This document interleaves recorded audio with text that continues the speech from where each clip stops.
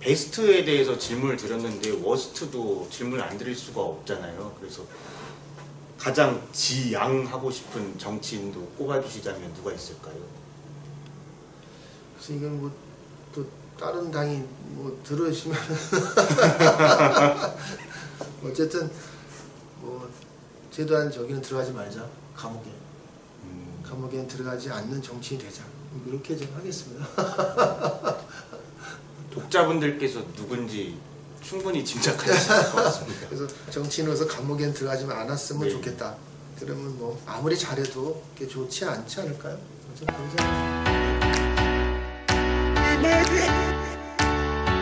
바쁘신 와중에 시간 내주셔서 감사드립니다. 와이뉴스 독자분들, 그 다음에 네이버 TV 시청자분들, 유튜브 구독자분들께 간단한 자기소개 부탁드립니다.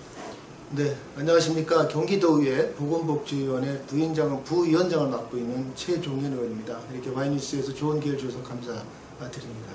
안녕하십니까. 의원님께서 정치에 입문하게 되신 계기는 무엇인지 알 수 있을까요? 저는 지역에서 장애인 활동가로서 그 단체를 이끌었었고요. 그걸 통해서 지역의 목소리들이 정치에 반영되는 그런 모습들에서 좀 여러 가지 좀 좌절되는 모습도 많이 봤습니다. 그래서 그런 거를 좀 정치권에 나가서 현장 정치에 실질적인 참여를 통해서 좀 실현되고자 하는 생각이 있었고요. 수원시에서 뭐 여러 단체 활동과 지역사회를 통해서 많은 목소리들을 좀 대변하고 싶어서 정치권에 들어왔습니다. 제가 여러 보도를 찾아보니까 의원님 검색어 넣고서 그 노인복지 관련 활동이 되게 많더라고요. 치매센터라든가 뭐 영양사를 통한 노인급식 등등. 그래서 원래 시민단체 활동하실 때부터 노인복지 관련 활동을 하셨는지도 궁금합니다. 네, 저는 뭐 사회복지사로서 사회복지 활동을 했고요. 특히 이제 뭐 장애인 분야에 중점 역할을 했지만 저는 뭐 특히 노인 장애인 문제 이런 문제 많이 고민을 해왔습니다.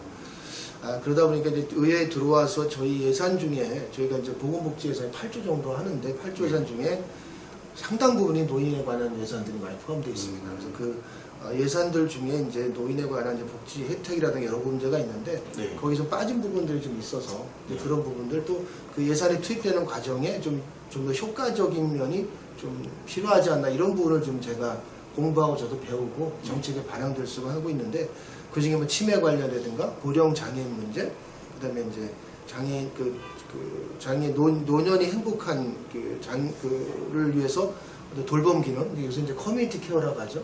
커뮤니티 케어에 대한 사업 문제, 뭐 이런 문제들을 같이 고민하고 노력하고 정책을 만들고 있습니다. 네, 알겠습니다.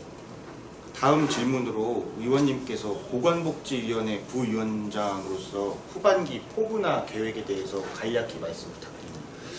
네, 저는 이제 보건복지 위원으로 전반기도 또 2년을 또 제가 했습니다. 그리고 이제 후반기도 또 같은 상임위에서 보건복지 분야에서 같이 또 활동을 하고 있는데 특히 전반기에 제가 하지 못했던 분들, 이제 마무리 짓지 못했던 분들을 또 제 마음대로 마무리할 것이고요. 또 이제 위원회에서 부위원장이라는 직책이 또 의원들 상호 간을 소통하고 집행부하고 이제 소통과 그런 걸 통해서 정책을 만드는 과정에 뭔가 이렇게 조정자 역할을 또 하는 거라고 생각을 해서요. 좀 더 상임위가 발전될 수 있고 상임위가 좀 뭔가 정책적 방향을 갈 수 있도록 부위원장 역할을 충실하도록 하겠습니다. 네. 다음 질문으로 의원님께서 21일 경기복지재단에서 열린 지역사회 통합 돌봄 사업에서 정담회 동안 실행 계획도 논의하시고 그 다음에 지역사회와 교류하여 공동체의 일원으로서 행복하게 살아가는 것이 기본적인 복지이자 인권의 문제라고 발언하신 바 있는데 지역사회 통합 돌봄 사업에 관련해서 설명 부탁드립니다. 이제 한국은 지금 이제 고령화 시대에 접어들었죠. 고령화 시대. 이제 앞으로는 초고령화 시대가 이제 접어들 거라고 생각합니다. 그럴 때 제일 중요한 게 노인 문제고 노인 돌봄 문제라고 생각합니다. 그 돌봄 문제의 근본적인 해결은 그 어르신들이 자기가 생활했던 곳, 자기가 거주했던 곳에서 편안하게 아름다운 여생을 맞이할 수 있게 만드는 게 정책의 기본이라고 생각하고요. 그게 커뮤니티 케어의 골격이라고 생각하고 돌봄 서비스의 기본이라고 생각을 합니다. 그래서 그런 거에 대한 앞으로 경기도형 돌봄 기능이 어떻게 갈 것인가에 대해 관심을 갖고 그 연구 영역을 의뢰하고 연구를 통해서 경기도형 돌봄 기능에 대한 기초를 만들려고 지금 하고 있고요. 그러다 보니까 이제 제가 관심을 많이 갖게 되는데, 그 많은 곳의 어르신들이 이제 어떤 노인 요양원이든가 노인 병원에서 생을 마감하실 때 상 불행한 삶을 살고 계십니다. 그래서 그렇지 않고 지역사회에서 지역사회 구성원들과 함께 어울려 살아가는 그런 공간을 만들도록 좀 노력을 하고 있는 그런 연구 용역의 한 단계라고 생각하시면 됩니다. 네. 뭐 노인분들 커뮤니티를 만든다던가 그런 사업인가요? 뭐 커뮤니티라는 게 노인들의 커뮤니티지만 그 전체적인 게 커뮤니티 케어입니다. 그러니까 커뮤니티의 그 어르신들을 그 지역의 주변 분들이 함께 케어하고 함께 살아간다는 거죠. 공동체를 만드는 거죠. 그런 경기도형에 대한 특화된 모델을 만들려고 지금 고민하고 있고요. 그 연구 용역을 건기복지재단과 함께 하고 있습니다. 그 개발 단계에 있는. 예, 지금 이제 그 연구 단계에 있죠. 돌봄 사업이라고 하면 보통 그 어린이집이나 이런 예, 아동 그렇죠. 돌봄을 먼저 떠올리잖아요. 근데 이거는 노인을 사업 대상으로 하고 있는 건가요? 이 돌봄은 영역이 많습니다. 어쨌든 어린이도 돌봄이 필요하고요. 네. 뭐 어르신들 돌봄이 필요하죠. 사실 이제 어르신들은 아이들은 유치원이라 그러고 또 이렇게 또 시내에 다니다 보면 노치원이라고 또 말 보셨나요? 네, 그렇죠. 맞아요. 그게 어른이 되면 또 다른 또 이렇게 어린애가 된다고 해서 노치원이라고 이렇게 간판을 거둔 이게 돌봄 서비스하는 기관이 많은데 사실 제일 중요한 게 이제 어르신 돌봄입니다. 아이들 돌봄은 그 지역사회 돌봄도 있지만 어머니가 돌보는 게 많지만 나이가 들수록 되게 가족과 멀어지고 치매로 인해서 가정 불화가 생기고 그걸로다 보면 치매 노인과의 어떤 거리가 생기면서 치매를 가지면서 소외되는 그런 노인들을 좀 지역사회에서 돌봄하고 함께 하려는 게 돌봄 서비스의 기본 모칙입니다. 그래서 정부에서도 돌봄, 맞춤 돌봄, 제가 노인 지원 서비스 센터 등 여러 가지 기능을 통해서 노인들에게 그런 기능을 제공하고 있습니다. 네, 알겠습니다. 다음 질문으로 의원님께서 수원시 인권위원회 위원으로서 특별히 생각하시는 인권의 정의와 대한민국의 현재 인권 수준 정도에 대해 평가해 주시자면 어떨지 듣고 싶습니다. 인권이라는 것은 인간이 기본적으로 누려야 할 기본적인 권리죠. 그 권리가 보장된 사회가 저는 민주주의고 그 사회가 사람이 행복하게 사는 삶을 살 수 있는 사회라고 생각을 합니다. 저는 이제 수원시 인권위원회가 처음에 태동할 때부터 수원시 인권센터가 태동할 때부터 인권위로 참여했고요. 지금 수원시에 인권센터가 설립되고 인권 담당관이 생기고 전국 최고의 인권 도시가 될 수 있는데 함께 했다고 생각을 합니다. 이제 경기도에 도의원이 됐잖아요. 그래서 도의원이 되고 나서 경기도에 와서 경기도의 또 인권을 또 살펴봤는데 경기도의 인권은 수원시보다 기초지자체보다 아직 기초를 못한 단계의 경기도 인권이 좀 돼 있습니다. 그래서 제가 들어와서 지사님께도 말씀드리고 해서 인권 담당관이라는 담당관제가 생겼고요. 이제는 경기도의 인권에 대한 조례도 좀 변경하고 인권을 통해서 경기도민이 행복하게 될 수 있는 여러 가지를 좀 생각하다 보니까 제가 경기도 인권 증진에 관한 조례를 이번에 좀 제가 개정을 하는데 이 조례가 이제 개정되는 과정에 여러 가지 이제 뭐 종교계라든가 이런 분들의 이제 좀 반대도 부딪히고 아직 좀 통과는 안 됐지만 거기에 담고 있는 조례의 근본적인 내용은 경기도의 모든 조례라든가 경기도 사업에 대한 인권 영향 평가입니다. 뭐 경기도에서 어떤 건축물을 짓든 무슨 사업을 하든 정책을 만들든 거기에 인권 영향 평가를 통해서 이게 경기도민 인권을 침해하지 않나 이런 걸 볼 수 있는 조례 담았고요. 또 한 가지는 이제 경기도가 여러 의원들이 만들어낸 조례들 있지 않습니까? 그 조례가 결국 경기도민의 인권을 침해하지 않나 이런 거를 좀 볼 수 있게끔 그런 조례도 그런 내용을 담고 있어요. 사실 이게 조례 내용에는 특별하게 뭐 성평등이라든가 이런 내용이 없는데 이제 그런 여러 가지 인권이라는 것 때문에 여러 가지 이제 종교계에 부딪혀서 아직 통과를 못했는데 후반기에는 제가 꼭 통과시켜서 경기도의 인권을 좀 한 단계 업시키고요. 그걸 통해서 아직까지 31개 시군에 인권센터가 설치 안 된 게 많습니다. 31개 시군에 모두 다 인권센터가 설치될 수 있도록 함께 노력하고 싶습니다. 아직 부족한 부분이 많지만 제도나 뭐 정책으로 보완해 나가시겠다는 그렇죠. 말씀 잘 들었습니다. 다음 질문으로 대한노인회 경기도연합회 자문위원으로서 노인복지에 관련된 것 중에 가장 시급한 사안을 꼽아주시자면 뭐가 있을까요?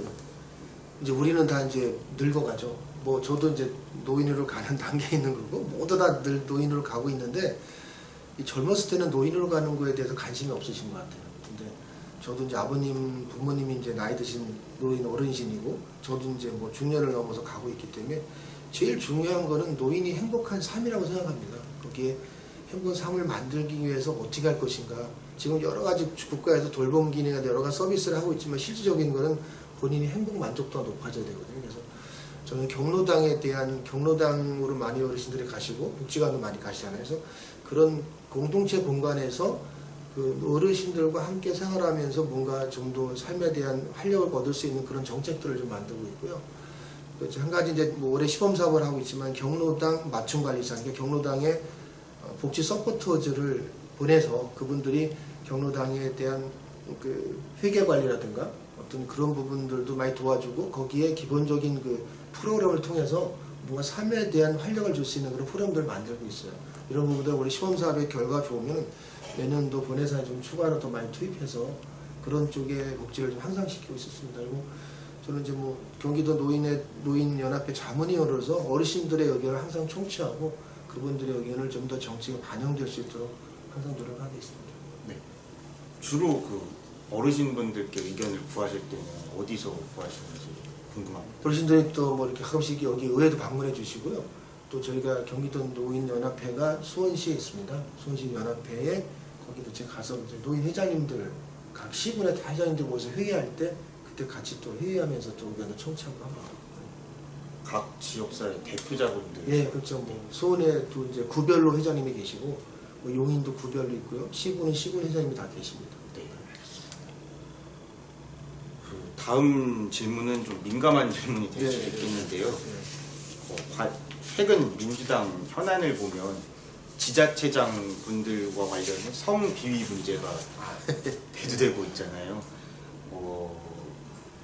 이런 현안에 대해서 의원님의 생각도 여쭤보고 싶고, 이게 또 비서와 그 정치인 아니면 뭐 직원과 정치인 사이에 위계에서 발생하는 문제인데, 이런 문제를 각 미정가분들이 해결하실 수 있는 방안이 있다면 뭐가 있을지도 듣고 싶습니다.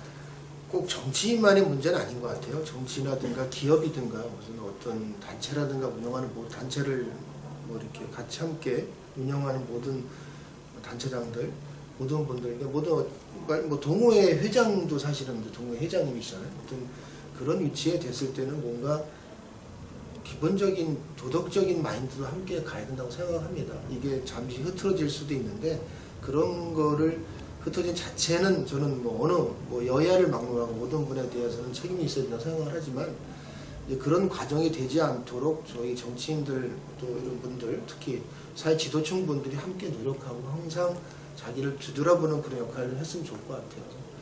좀 안타깝습니다. 안타까운데 사실 그런 일이 앞으로 생기지 않았으면 좋겠고요. 생기서 많은 피해자분들이 생기지 않도록 저도 함께 노력을 하도록 하겠습니다. 최근에 그 고위공직자 다주택자 논란이 불고 있잖아요. 그런데 제가 그 찾아보니까 경기도 의회에는 그러니까 시설물을 갖고 계신 분은 있어도 뭐 다주택자로 분류된 분은 크게 없는 걸로 알고 있긴 하지만 그래도 그 최근 이슈인 만큼 다주택자 문제에 대해서 어떻게 생각하시는지 여쭤보고 싶습니다.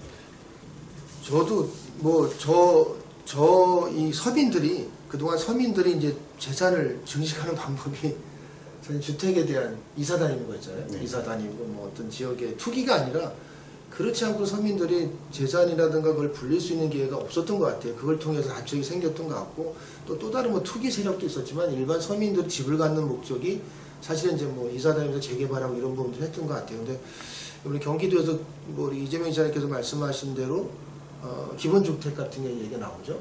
뭐 그런 게 사회적으로 많이 펼쳐져서 기본적으로 공공임대가 활성화된다면 단체에 대한 문제가 생기지 않지 않을까요? 주택에 대한 걱정이 없는데 내가 투기할 방법은 없잖아요. 근데 그동안 서민들은 그거를 통해서 내가 내 집 마련하는 거에 대한 그런 부분도 있었지만 이걸 또 악용해서 재력가들이 투기를 통해서 뭐 했던 부분들은 좀 시정된다고 생각을 합니다. 네, 알겠습니다. 다음 질문으로는 의원님께서 생각하시는 이상적인 정치와 또 존경하시는 정치인에 대해서 알고 싶습니다. 정치라는 것은 뭐 저는 그동안 이제 정치라는 거를 뭐 제가 도의원이 무슨 정치를 얼마나 하겠습니까만은 어쨌든 기본적으로 정치라는 건 소통이라고 생각을 하고요. 소통을 통해서 지역사회의 모든 의견과 갈등을 조정한 역할자가 기본이 된다고 생각합니다.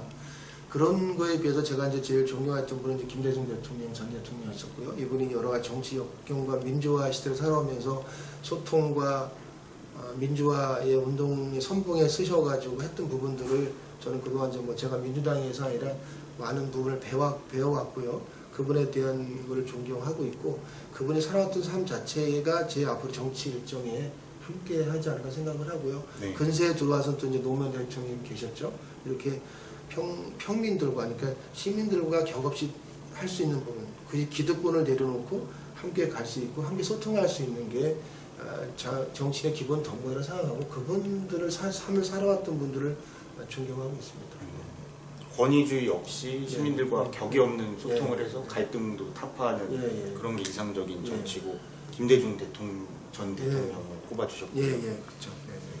베스트에 대해서 질문을 드렸는데 워스트도 질문을 안 드릴 수가 없잖아요. 그래서 가장 지양하고 싶은 정치인도 꼽아주시자면 누가 있을까요?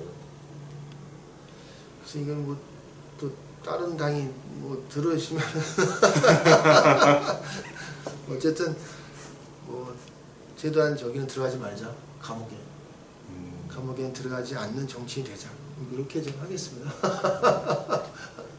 독자분들께서 누군지 충분히 짐작하실 것 같습니다. 그래서 정치인으로서 감옥에는 들어가지 않았으면 좋겠다. 그러면 뭐 아무리 잘해도 그게 좋지 않지 않을까요? 저는 그렇게 생각합니다. 네, 알겠습니다. 오늘의 마지막 질문인데요. 의원님께서 도의원이 되시기까지 도움을 주신 분들이 궁금하고 그분들께 또 간략히 한 말씀 해주시면 좋을 것 같습니다. 물론 뭐 저는 제게 제일 도움을 줬던 사람은 배우자죠. 배우자가 뭐 누구 뭐 도움과 질책과 뭐 여러 가지 꾸중도 많이 했던 분이 배우자라고 생각하고요. 그분이 있었기에 제가 이 자리에 있는 거는 모두 감사를 해야 됩니다. 먼저 이제 배우자께 감사드리고요. 또 하나는 이제 저희 지역에서 활동하면서 후배들이 있어요. 후배들 중에 이제 후배들이 정치를 저한테 권유했었고 지금도 그 후배들이 뭐 현장에서 복지 현장에서 열심히 활동하면서 그 친구들이 또 제 조력자 역할도 해주고요. 그래서 그 친구들이 가끔씩 쓴소리도 합니다. 쓴소리도 하고 또 그런 게 정치인 것 같아요. 그걸 제가 받아들일 수 있는 자세가 또 되어야 되는 것 같고 그런 걸 통해서 주변에 그런 후배들이 있고 또 뭐 조언하는 선배님들 계시고 이런 분들이 있었기에 제가 여기 있지 않나 생각을 합니다. 그래서 전 주변에 선후배님 의견들 또 지인들 의견들 이런 분들을 많이 청취하는 정치인 되려고 노력을 하고요. 거기에 이제 좋은 소리보다 좀 저한테 좀 거슬린 소리, 안 좋은 소리를 많이 들으려고 노력을 합니다. 그래서 그 소리를 듣고 그 소리가 왜 저한테 나왔을까 항상 고민하고 그걸 해결하려고 노력하는 그런 정치인이 되려고 하고 있습니다. 잘된 거는 뭐 잘된 얘기들은 뭐 별로 이렇게 저한테 안 하신 것 같은데 뭐 안 좋은 얘기는 많이 하라고 제가 좀 가르치고 있고요. 후배들은 특히 그런 직원들을 저한테 많이 하는 후배 직원들이 직원하는 후배들이 좀 있습니다. 그 후배분들은 동료 의원분들 아닙니다. 의원들은 의원님께 다 좋은 얘기밖에 안 해요. 지역사회에 있는 후배들이죠. 수원에 제가 살고 있으니까 수원 지역사회 있는 후배들 중에 그런 얘기하는 친구들이 많이 있습니다. 그 의원이 되고 나서서 그 이끌어주신 선배 의원분도 한 명 언급해 주실 수 있나요? 저는 이제 정치에 이제 첫 발을 들인 게 이제 김진표 의원님 지역구에서 처음 이제 지역에 활동을 했고요. 그래서 처음에 이제 제가 김진표 지역 의원님의 어떤 정치 사상 이런 걸 좀 배웠고요. 지금은 이제 또 김진표 의원님 지역구를 옮기셔서 저희 지역구를 떠나셨지만 지금은 이제 박강원 의원님이 저희 지역구 의원이십니다. 그래서 그래서 계속 좀 김진표 의원님부터 박강원 의원까지 그 지역에서 활동하면서 그분들의 영향을 많이 받았다고 생각하고요. 그분들 영향에 맞게 또 같이 또 누가 되지 않도록 행동하는 정치인이 되도록 하고 있습니다. 박광원 의원님 언급해 주셨는데 그 말씀하시고 보니까 좀 닮으신 것 같아요. 닮았어요? 예. 그래서 제가 총선 때 총선 때 제가 이제 똑같이 박광훈 의원이라고 쓰고 본인인 줄 알고 네, 그래서 이제 사진 찍자고. 그래서 사진 찍은 적도 있고요.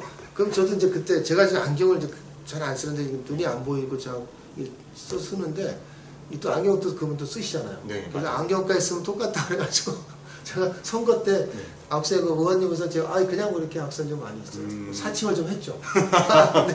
근데 의원님한테 말씀드렸더니 그 사모님이 그러시더라고요. 그걸 닮았네요 그랬더라고 사모님께서. 네. 그래서 선거 때 제가 가면 박가훈인지 아시고 이렇게 인사하신 게 있었어요. 네. 키만 더 크신. 그래서 키가 좀 근데 잘 모르시더라고요. 키가 작은 큰 건 모르고. 네, 맞아요. 여기다 쓰고 다니니까. 네. 그렇게 했던 거 있습니다. 그 아까 후반기 활동 계획에 대해서 언급해 주셨는데 좀 더 넓은 범위로 이번에는 향후 활동 계획에 대해서도 듣고 싶고요. 그다음에 간략히 포부도 함께 말씀해 주시면 좋을 것 같습니다.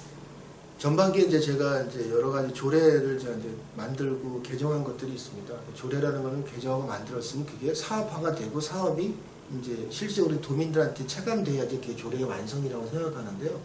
그 이제 기본적으로 그런 조례를 만든 거를 완성이 되도록 노력하는 게 제일 첫 목표고요. 두 번째는 이제 저도 이제 제가 어쨌든 제가 이제 비례로 이제 들어왔기 때문에 뭐 지역 저를 응원했던 그 단체라든가 저를 했던 그 기관 뭐 이런 것들의 권익위해서 열심히 또 일을 해야 되는 게 맞고 또 나름대로 이제 또 재선을 위해서도 또 노력을 해야 되니까 앞으로는 뭐 좀 더 이제 시민들과 소통하고 지역사회에서 소통하는 그런 역할들에 많이 좀 하려할 생각을 갖고 있습니다. 네, 알겠습니다. 오늘 인터뷰 응해주셔서 감사드립니다. 감사합니다. 좋은 자리 만들어서 감사드리고요. 와이뉴스 관계자님께 감사드립니다. 감사합니다.